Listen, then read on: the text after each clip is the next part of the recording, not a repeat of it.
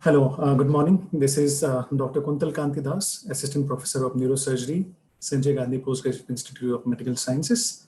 And I'm going to talk to you about supratentorial diffuse low-grade gliomas and the current understanding that we have with this rather common condition seen in neurosurgery. Now, gliomas, as we know, are the most common primary of the brain. If you take out the metastasis, then they are the most common primary intraaxial tumors. And as far as the gliomas are concerned, we commonly see astrocytomas, oligodendrogliomas, and ependymomas. Ependymomas are described separately and would not be considered here. And we are going to focus on astrocytomas and oligodendrogliomas. If you look at the WHO classification, we see that the glial tumors have been divided into 4 categories: grade 1, grade 2, grade 3, and grade 4. Among this grade 4 grades, grade 1 and grade 2 are considered as low-grade gliomas. So in WHO grade 1, we have pilocytic astrocytoma, we have got subependymal giant cell astrocytoma, and we have got mixed glial neuronal tumors like TNET and ganglioglioma. Now these tumors are completely different. They are circumscribed. They usually present with seizures, and following complete excision, they can be cured. On the other hand, grade 2 gliomas can again be diffuse and circumscribed. The circumscribed grade 2 gliomas are pleomorphic xanthoastrocytoma and pilomyxoid astrocytoma. And they are also different because they are circumscribed and have the potential to be cured. On the other hand, there are a set of WHO grade 2 gliomas which are diffuse, and they are a special problem that we're going to focus on today. And these are diffuse astrocytoma, oligodendroglioma, and a combination of both, which is no longer considered as a separate entity. So we are going to talk about this diffuse grade 2 gliomas and what are the changes in their understanding that has happened over the years. Now, the first change that has happened is a revision of the WHO classification, which came out in 2016. Now, what are the key changes in the WHO classification that has happened? Now, first of all, WHO has defined 2 kinds of gliomas across all 4 grades, that is diffuse and circumscribed. And gliomas grade 2, 3, and 4, they come under the ambit of diffuse gliomas. And astrocytic and oligodendroglial lines are clearly demarcated now, and there is no condition known as oligoastrocytoma at the moment. All oligoastrocytomas need to be further analyzed, and it will be found that they are either astrocytoma or they are oligodendroglioma. Very rarely would it be a combination of both. Then it has also changed certain things about astrocytomas. Astrocytomas were initially categorized into 3 categories: the fibrillary astrocytomas, protoplasmic astrocytomas, and gemistocytic astrocytomas.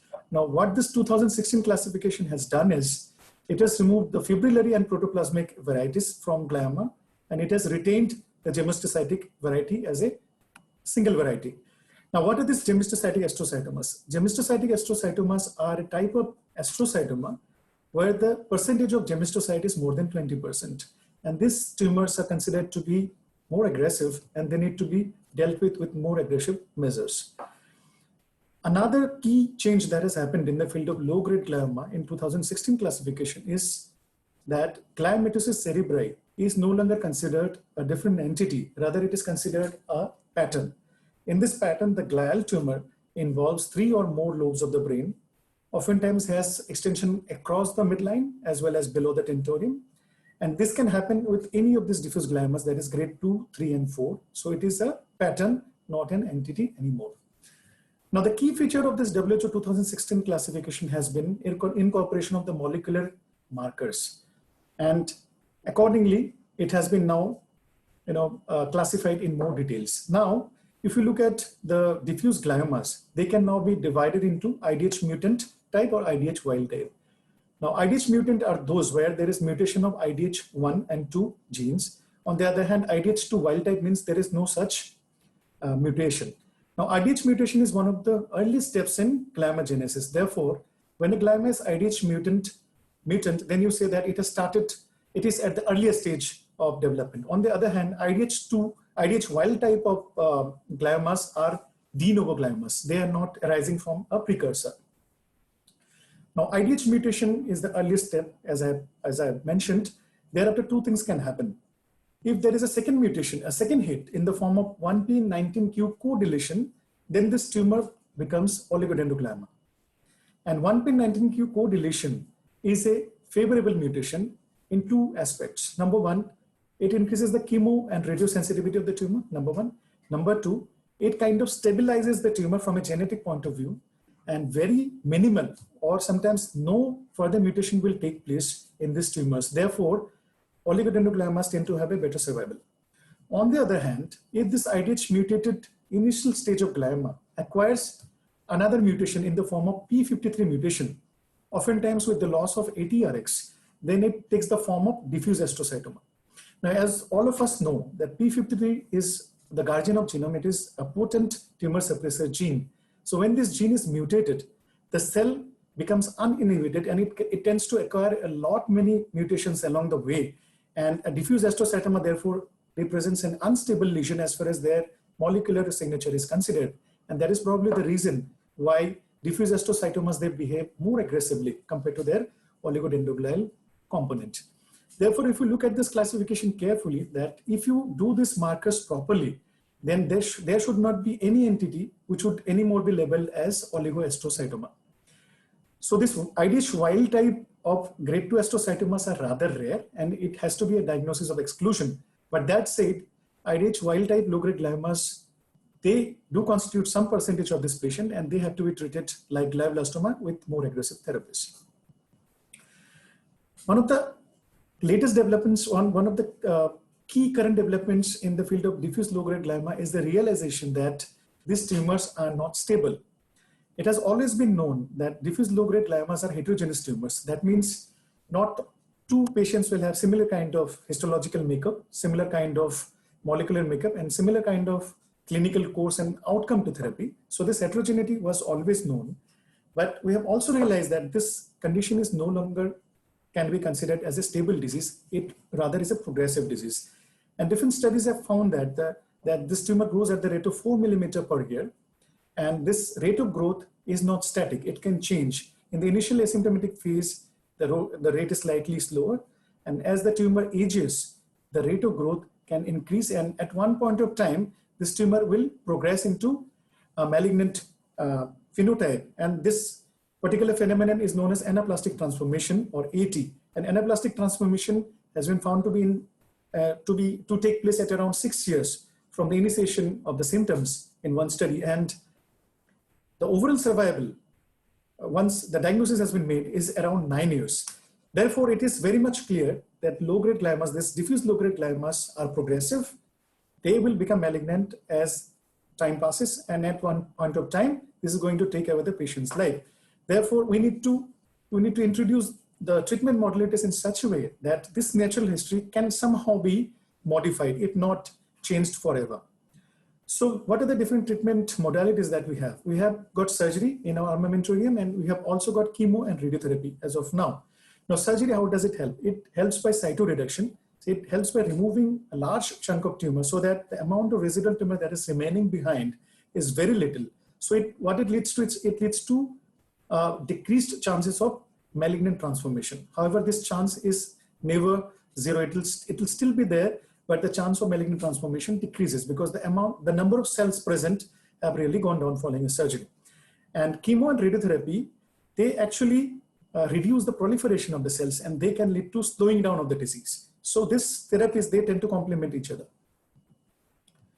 Now, just to give an example of the proliferation potential of such a tumor, this is one case which was operated in our center. And in 2016, the patient underwent excision of right parietal lobe low-grade glioma.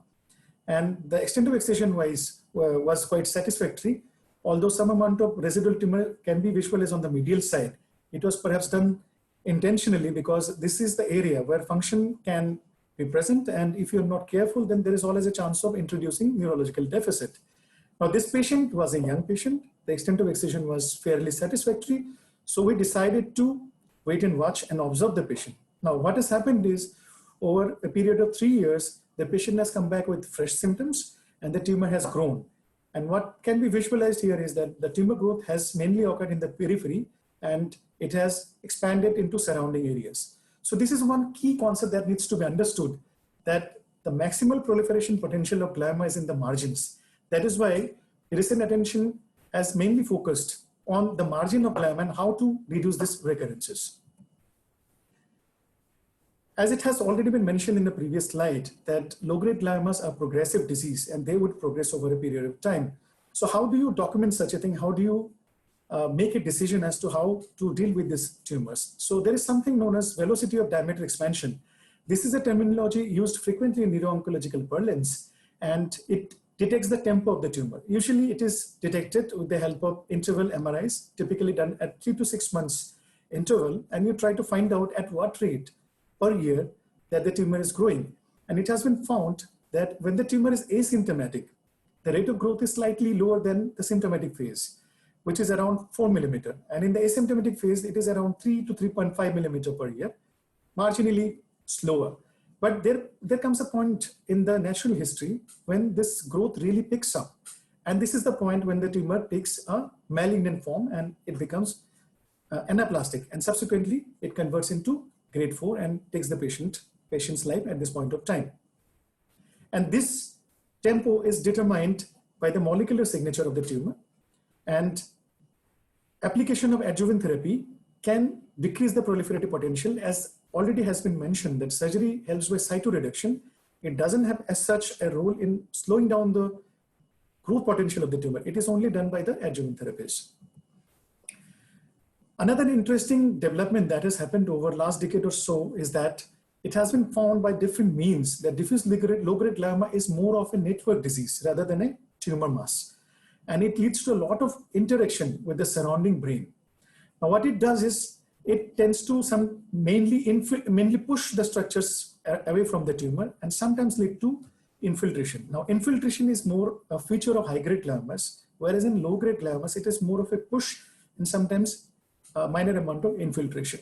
So this has to be viewed from that point of view. It is not a simple tumor mass. It is rather an area of invasion that goes into the surrounding areas. Now, what is the corollary? What happens?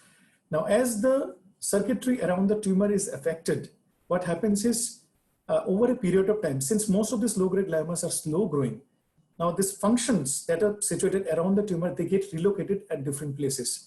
It can either relocate inside the same hemisphere, or sometimes it can relocate to the contralateral hemisphere. And it has been well documented. And this is probably the reason why it is quite possible for these tumors to have a neurological deficit immediately after surgery, but it tends to recover over a period of time. And this can be explained by this phenomenon of plasticity. Now, one more concept that has come up recently is the concept of phototopy. Now, what it really implies is that it is the subcortical white matter fibers and circuitry that is very important and needs to be preserved. You can still get away with resection of a cortical part, even if it is eloquent, but the recovery will be practically nil if the subcortical circuitry has been removed. So nowadays, a lot of reliance is placed in preservation of the subcortical structure and subcortical plasticity. And this concept is known as phototopy, that is preservation of the subcortical circuitry. Even if you have to remove the cortex, no problem, subcortical circuitry has to be preserved. Now, functional neuroimaging in the form of functional MRI has also helped us in understanding this kind of plasticities that develop over a period of time. And if such an imaging is done preoperatively, many times it will be found that a glioma sitting over a functionally eloquent area from our knowledge of anatomy, the function would have shifted to some other place because of this phenomenon of subcortical plasticity. So if such a shift is documented before surgery, then the surgery can be with a lot more aggression, with a lot more sense of safety on the part of the surgeon, that neurological deficits are unlikely, and even if it occurs, it will probably recover with time. Now, neurocognitive assessment is one thing that doesn't get as much attention in low-grade glioma as does the other aspects. Now, as these patients are asymptomatic, many times it is very difficult to take a decision regarding therapy. But if these patients undergo formal neurocognitive assessment, more often than not, some amount of handicap would still be unraveled. And this neurocognitive dysfunction, it happens due to disruption of the subcortical circuitry. So the subcortical circuitry, if it is affected, it will reflect in the form of neurocognitive decline. And each and every patient of low-grade glioma must undergo neurocognitive assessment, and it should be repeated at different points of time and at different points of oncological therapy. Now, another important implication of this interaction between diffuse low-grade glioma and the brain parenchyma is, as the plasticity is a function of time, then sometimes it may so happen that due to a particular function, the glioma may not be excised completely and some residual may still be there. But if these patients are followed over time, clinically as well as with imaging, it may so happen that the particular functional area might have relocated to some other place, meaning that a subsequent surgery may be resurgeries, they become a possibility in cytoreduction and prolonging the survival. So the concept of plasticity has not only given us an assurance of aggressive surgical resection at the first surgery, but it can also lead us to perform multiple resurgeries in the lifetime of the patient. Now, what has changed in the field of diffuse low-grade glioma imaging? Now, a lot of changes has happened, but the key thing is that MRI is still the investigation of choice, and T2 FLAIR is the image that should be given maximal reliance as far as interpretation of a low-grade glioma image is concerned, both in the pre-operative period as well as in the post-operative period. Because the T2 FLAIR area represents the area of cellular invasion, and this area is wider and larger than the area that is picked up on conventional T2. So if you rely your decisions, if you make your decisions relying on the T2 image only, it is likely that the actual extent of disease would be underestimated. Therefore, T2 FLAIR is the image where interpretation of a low-grade glioma must be made.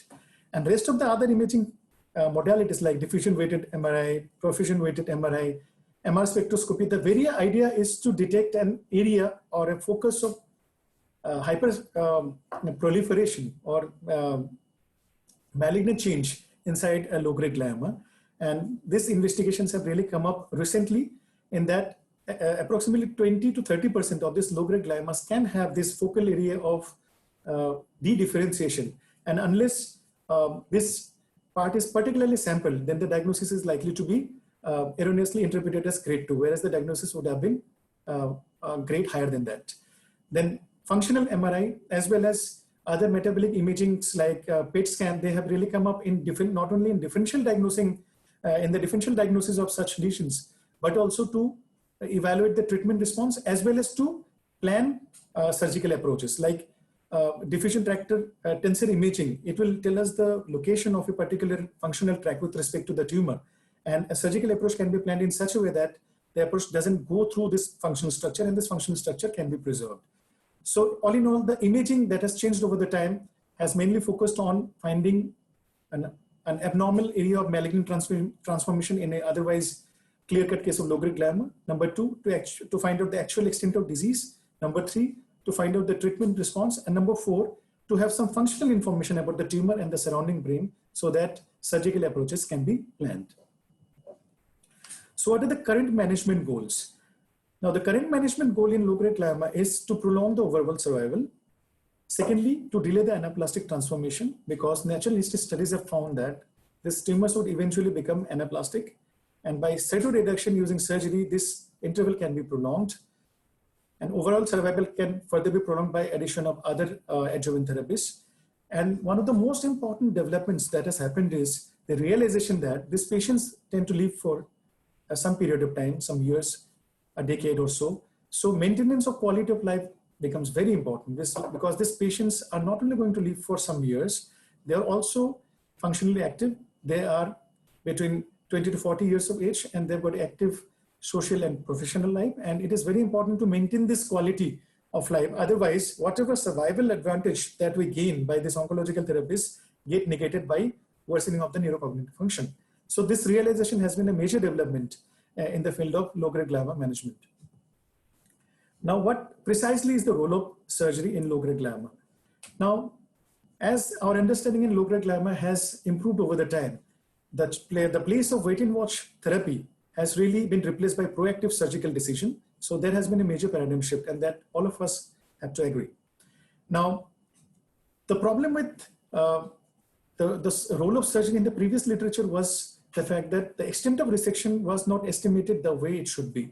Unless it is estimated using rigorous measures like the volumetric assessment, then there is a lot of inter-observer variability and you cannot really make emphatic claims as to what role surgery exactly plays in the management of these lesions. But recent studies have employed volumetric assessment in the extent of excision, and they have proven that it is perhaps the only consistent factor that correlates with overall survival. So the role of surgery in the modern day management of low-grade glioma is clear. There is hardly any doubt about it now. But once you have decided to go ahead with surgery, there are two important issues that need to be considered. One is the oncological issue, that is resection of as much tumor as possible, because your idea is to reduce the mass of tumor, cytoreduction, as much as possible. But at the same time, you should also be able to preserve the function, because these patients, they usually do not have any neurological deficit as such or neurological examination. And if you are unable to preserve the function, then it is possible that this patient would live longer with a deficit. And this is something that is not desirable. So the current day emphasis is to find this onco-functional balance, means the ability to remove the tumor as completely as possible, and at the same time, preservation of function. And a number of other key developments have happened in the field of surgery. A couple of new things have come up. One is excision of these tumors as early as possible, preferably in the asymptomatic phase. That is still being actively investigated, and it is going to be discussed further in the presentation. And supramaximal resection or supratotal resection and re-resections. Resection is something that has been discussed before. I want to discuss about what is supratotal or supramaximal resection. Now, normally when we resect gliomas, the standard teaching is that you tend to remove the tumor as far as you see the abnormality, either the texture, the color, or intraoperative image guidance. Now, studies have found that this glioma is not a confined disease. It means it doesn't have a well-defined margin. There are areas where the tumor permeates, diffuses into the surrounding structures. And this area is very difficult to pick up. So unless you carry out excision beyond the evident tumor margin, then you are not able to remove the tumor completely. So this is essentially the concept of supramaximal resection, that is excising at least 2 to 5 millimeter beyond the margin, visible margin of the tumor. And if it can be done, the chances of recurrences, they go down substantially, as was shown in one of my example cases, that the recurrence had taken place in the margins. So whenever possible, supratotal resection should be pursued. It means resection of the tumor as per the flare boundary, that is going beyond the conventional margin of the tumor, taking around 5 millimeter or so of the normal tissue. Now, the problem with supramaximal resection is it cannot be applied at every place. Probably it is possible in non-eloquent areas, and sometimes in eloquent areas where you are able to document either preoperatively with functional imaging or intraoperatively with dynamic electrical stimulation that there are no functional areas. Probably excising an additional centimeter or so of the brain matter is desirable in such a case. So supratotal resection, whenever possible, should be pursued. Now, one of the key developments that has happened is that nowadays we are able to preserve function more often than not. Now, what has contributed to this better functional preservation with surgical treatment? Now, this has become possible because of a better understanding of the interaction between the diffuse low-grade glioma and the brain. The fact that these tumors, they tend to develop plasticity over a period of time. The fact that these tracts, surrounding tracts, are mainly shifted and minimally damaged, unlike the high-grade gliomas. Secondly, nowadays we have got tools like the functional imaging, the functional MRI, which tells us exactly where these functional areas are located with respect to the tumor. And the surgical approach and the surgical extent of excision can be planned accordingly. And with the utilization of multiple surgeries, the tumor can be taken down over a period of time without actually hampering the patient's functional status. Then wider application of AVIC surgeries and intraoperative neuromonitoring with the help of bipolar cortical stimulation and monopolar subcortical stimulation to map out the important functional areas. Now we are able to dynamically know, we are able to know the dynamic anatomy in a particular patient, where are the particular tracts located. So we can accordingly tailor our surgical approach. We can excise with more assurance, and the chances of neurological deficit have really gone down with the application of this different modalities. Now there are two schools of thought as far as excision of this low-grade gliomas are concerned. One school of thought, it proposes that the glioma excision should be an image-guided one, and indicating that all visible tumor, by whatever means you are able to visualize the tumor, like intraoperative MRI, intraoperative ultrasound, neuronavigation where the data is fed inside it preoperatively, and sometimes the data is updated by real-time imaging like intraoperative ultrasound or intraoperative MRI, the tumor visualization has improved recently, and whatever tumor is visible has to be removed with the help of this image guidance. In this regard, the fluorescence guided imaging has also come up in a big way, although its role in low-grade glioma per se is controversial, but still it can pick up areas of high-grade gliomas inside, and its use has really increased over a period of time. So this concept of removing the visible tumor with the help of image guidance is propagated by one school of thought, whereas there is one more school of thought which proposes that the surgery should not be image guided, rather it should be function guided, indicating that there are two important aspects to it. First of all, it has been found by functional neuroimaging data that even with inside a tumor, there can be some functional areas. So unless you monitor the functions during surgery and you go only by the appearance of the tumor, the margin of the tumor, then it is possible that it can still cause deficit while even staying inside the tumor. Number two, most of the recurrences, they occur around the periphery, and many a times these peripheral areas would harbor no function because of the phenomenon of plasticity. So unless you are guided by function, dynamic function during surgery, either when the patient is being operated in awake condition, or you are using cortical and subcortical mapping and stimulation techniques, that it is possible that two situations are possible, that you have subtotally resected the tumor and caused deficit, and secondly, it is possible that you have ended up excising the tumor subtotally when further excision was possible. So this school of thought proposes that the excision should be function guided. It should be as maximal as possible, going on excising till a functional area is encountered, rather than remaining limited to the margin of the tumor with the help of this image guidance modalities. Therefore, at this moment of time, there are two schools of thought as far as excision of glioma is concerned, and perhaps the best way is a combination of both. And this has really been our philosophy. We tend to combine both the schools of thought, and we utilize image guidance as well as function guidance while excising tumor as maximally as we can. Now, these are the different adjuncts that have really made life easy as far as surgery of these low-grade gliomas are concerned. Preoperatively, we have got advanced imaging tools like the diffusion tensor imaging, which really tells us about the important long tracts that are located around this tumor. We can know about the cortical function of that particular area and the phenomenon of plasticity with the help of preoperative functional MRI.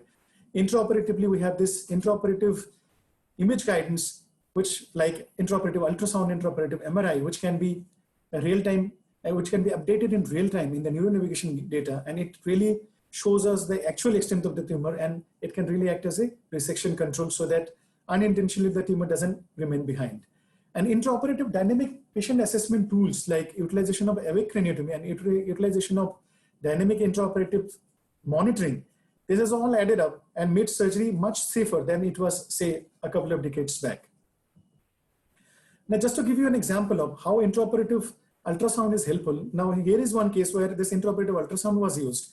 Intraoperative ultrasound can be used through the cavity, which is known as cavitary ultrasound, or it can be used from the cortex, that is the transmural ultrasound, or with the help of special probes, one can insert the probe directly inside and can image the walls. However, the imaging of low-grade glioma can be difficult, and it is not as easy as high-grade gliomas. And the operator is advised to utilize this modality in every possible case so that in due course of time, the operator gets used to it and is able to utilize this modality as effectively as possible. Now, fluorescence-guided excision has also come up recently in glioma excision. As I mentioned previously, its role in low-grade glioma is perhaps not as clearly defined as it is defined for high-grade gliomas. However, in low-grade gliomas, it can definitely show up the areas which have become secondarily malignant.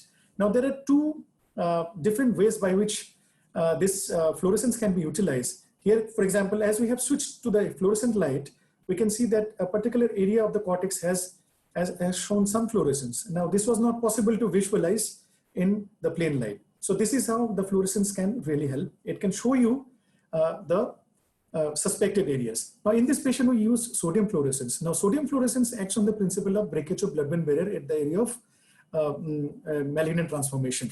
Now, here we are utilizing a sub-pial technique of excision of these gliomas. The very idea is to preserve the pia and the associated vasculature. while at the same time removing the subcortical tissues. The glioma is resected with the help of a combination of bipolar cautery and suction. And as this tumor is quite tenacious and difficult to remove with the help of a suction, utilization of an ultrasound suction aspirator is a very important tool here.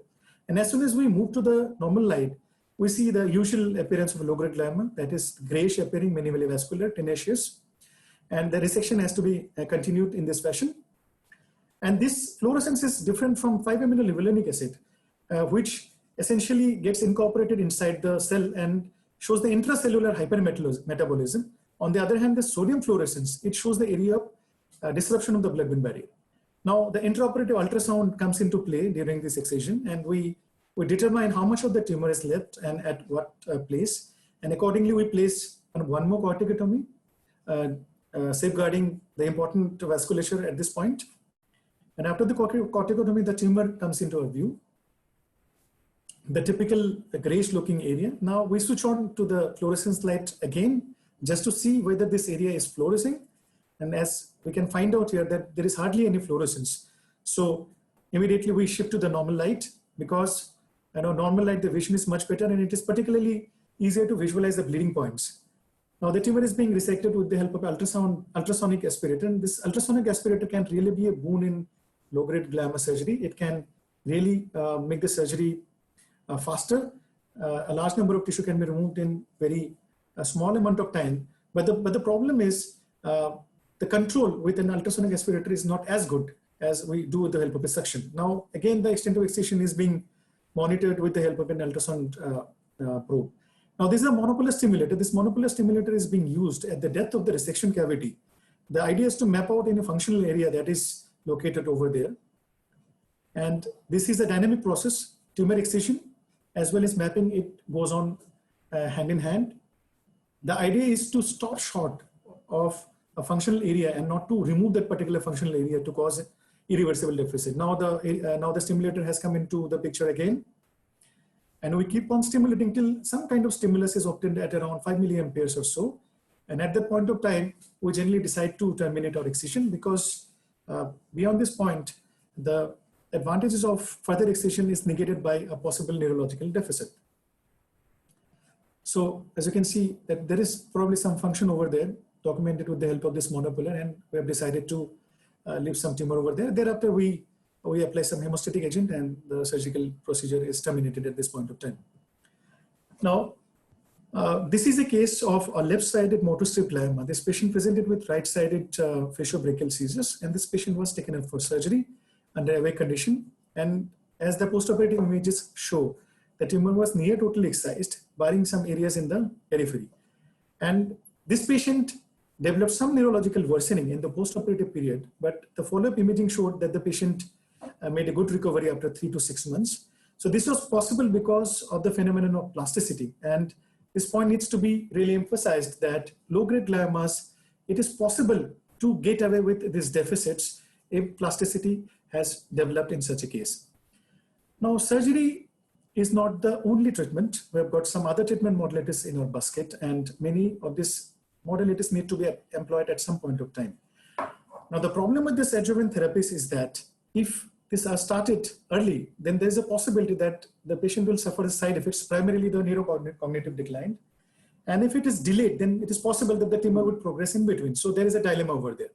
So to make a decision, to allow the clinician to make a decision as to the timing of this adjuvant therapy, various scores have come up over the years. There are 2 major scores as of now, and we expect to see some revisions of the scoring system in the light of new molecular data.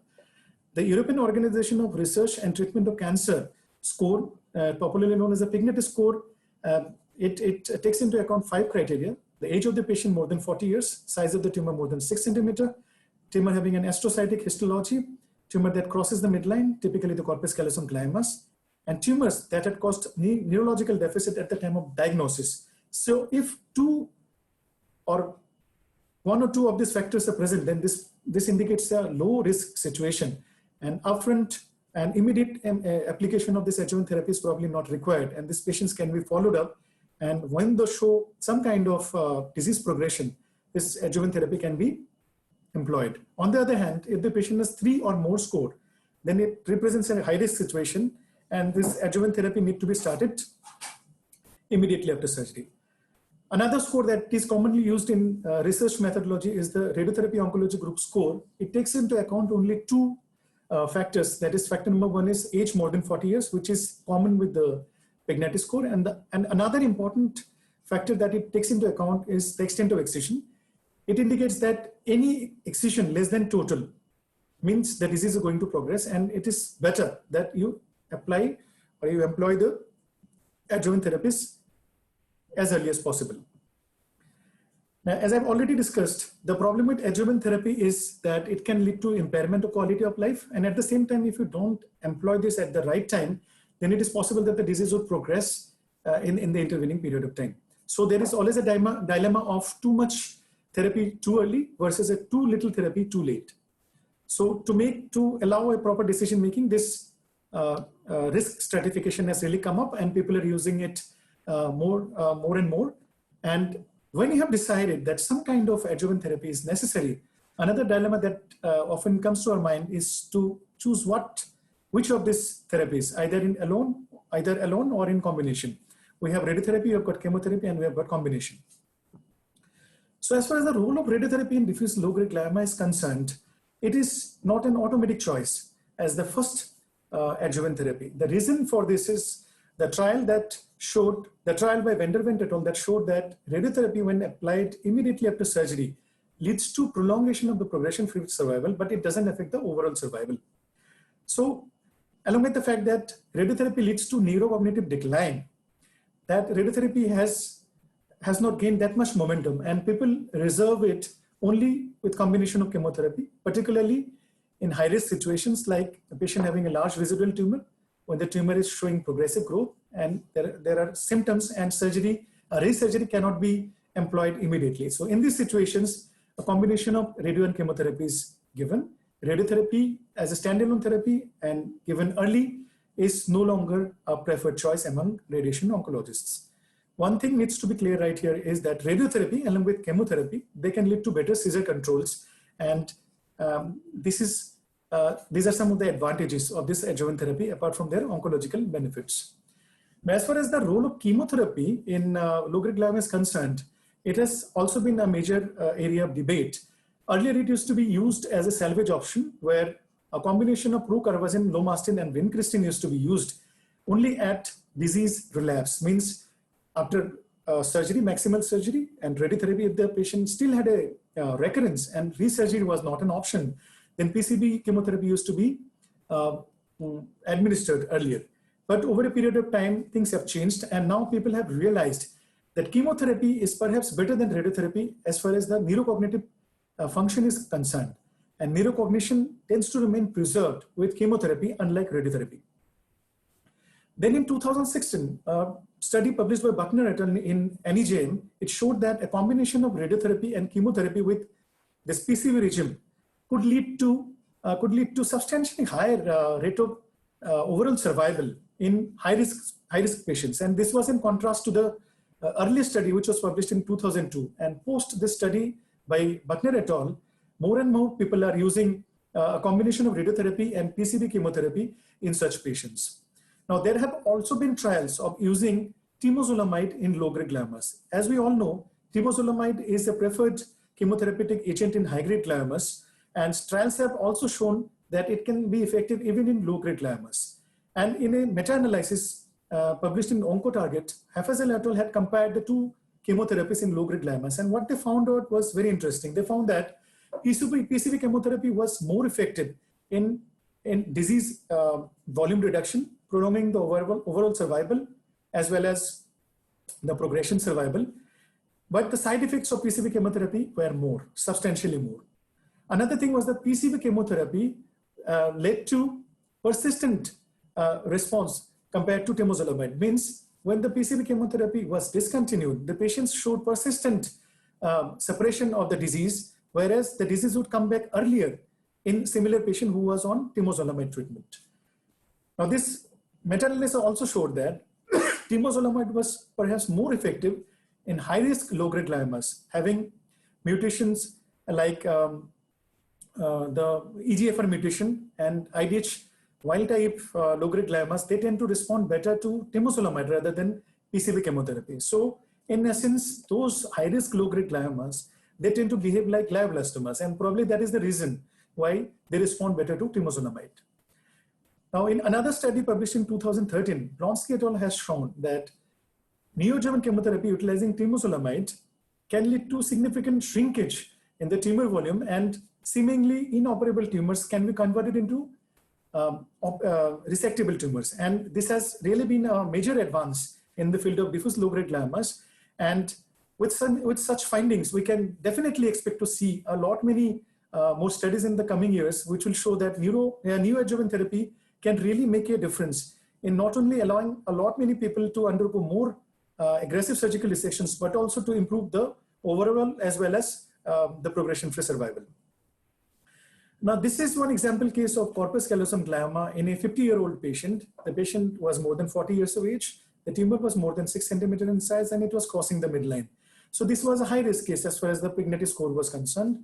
This patient was operated and subtotal tumor resection was performed. Therefore, this patient fit into both the criteria, and we initiated adjuvant chemo and radiotherapy immediately after surgery. And as the postoperative images show that the patient showed good response, the residual tumor responded really well, and the patient was doing well at follow-up. So in high-risk situation, initiation of this adjuvant chemoradiation early on can really be helpful. Now, a few words about the incidental low-grade gliomas. Now, with wider application of magnetic resonance imaging for vague indications and headaches, the incidence of diffuse low-grade glioma, incidental diffuse low-grade glioma has really gone up. And the recent literature, they estimate that as high as 0.3% of low-grade gliomas can be attributed to incidental low-grade gliomas. Now, there are certain features of low-grade gliomas. These include, they are more common in females. They tend to involve the non-eloquent areas, unlike the symptomatic ones, which tend to involve the eloquent areas. Number 3, they tend to be much smaller in size, and then they tend to affect the younger patient. So what are the importance of these various features? The importance is that these patients can undergo complete excision more frequently than symptomatic patients. Like one study showed that the extent of complete excision in incidental low-grade glioma was 60%, nearly double that of a symptomatic low-grade gliomas. And as I showed in my initial slide, that these asymptomatic tumors, they are also progressive. They are not stable disease. However, the progression, the rate at which it is growing is probably slightly slower than the symptomatic tumors, but eventually their growth rate would pick up and eventually they will become malignant. And these patients need to be examined from the neurocognitive function point of view, because many of them would not have any symptom at all, but the neurocognitive assessment would definitely show some kind of neurocognitive decline. And such a finding may help in counseling the patient in favor of oncological treatment in the form of an early surgery.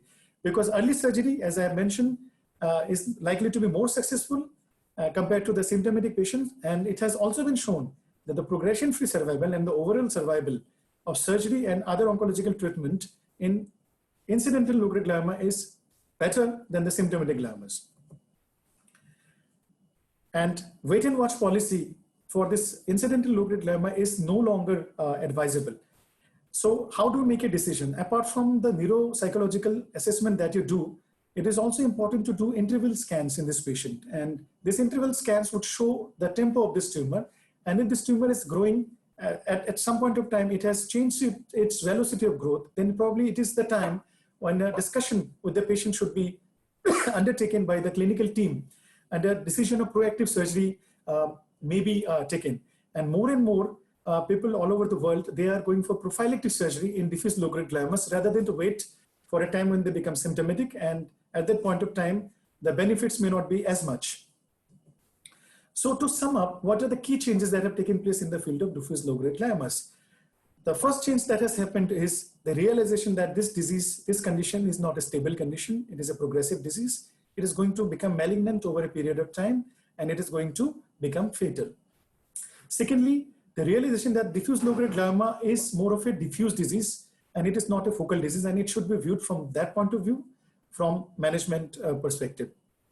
Thirdly, surgeons should employ more rigorous extent of resection estimation and volumetric analysis must be a routine, because it has been proven beyond doubt that as the extent of excision improves, the translation into prolongation of progression-free survival and overall survival also increase proportionately.